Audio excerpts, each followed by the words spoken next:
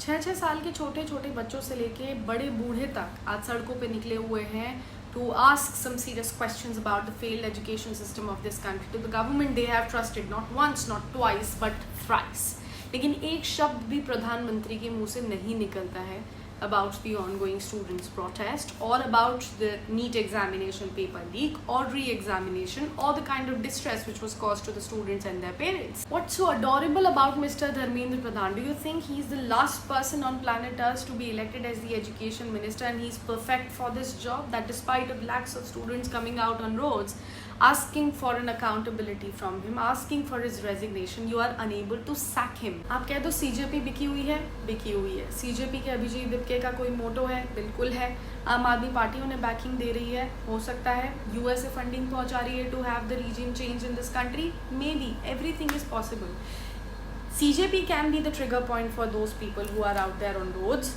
लेकिन वो सारे के सारे CJP से affiliated नहीं हैं. What about the genuine students who are actually hoping for a change, hoping for some reforms in the education system? बच्चों को क्यों मारा जा रहा है? उनका सर क्यों फोड़ा जा रहा है? IPS लेवल के बड़े बड़े अधिकारी लड़कियों पे हाथ क्यों उठा रहे हैं? उन्हें टेररिस्ट क्यों बताया जा रहा है?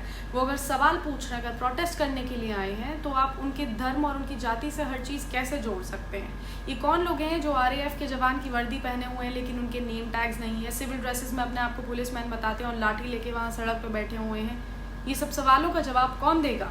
मैं कहती हूँ देश और समाज की भलाई निकाल के आप साइड रख दीजिए, कम से कम अपने लालच में ही इन युवाओं की बात सुन लीजिए. Who is going to vote for you in 2029? Because those who used to get comfortable with bare minimum have reached the retirement age. This is your future.